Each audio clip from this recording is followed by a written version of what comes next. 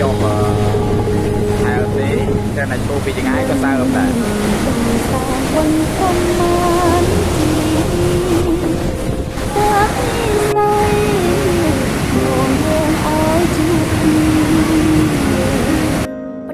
ចេញពីនឹងស្គាល់ខ្លាយជាគូសង្សាររហូតរៀបការជាគូជីវិតនៅក្រោយភាពឥតខ្ចោះនៃអូ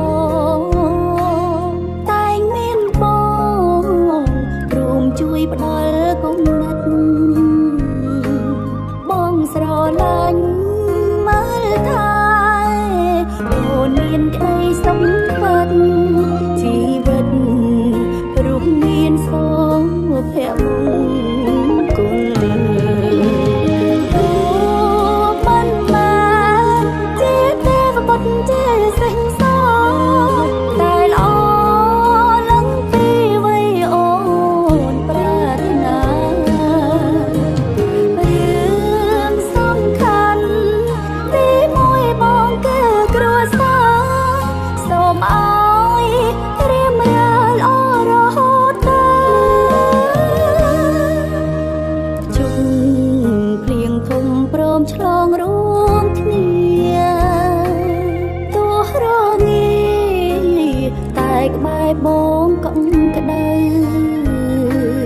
សូមរក្សាចិត្តស្មោះឲ្យល្អតកូនចៅទុំនៅជាទ្រព្យសម្បត្តិស្នេហ៍យើង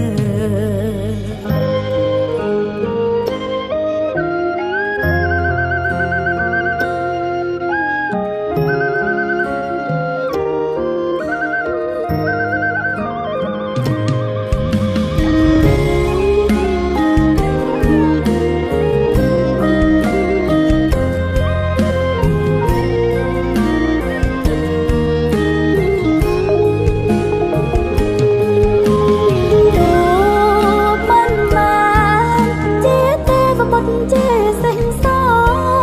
តែល្អឡើងពីវ័យអូនប្រាថ្នា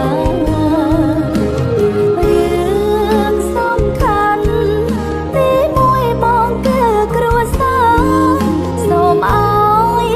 រៀបរាល់ល្អរហូតដល់ជុំភ្លៀងធំព្រមឆ្លងរួមគ្នា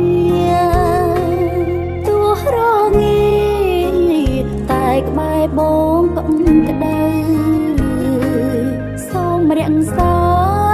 ចិត្តស្មោះឲ្យល្អតកូនចៅទុំនៅ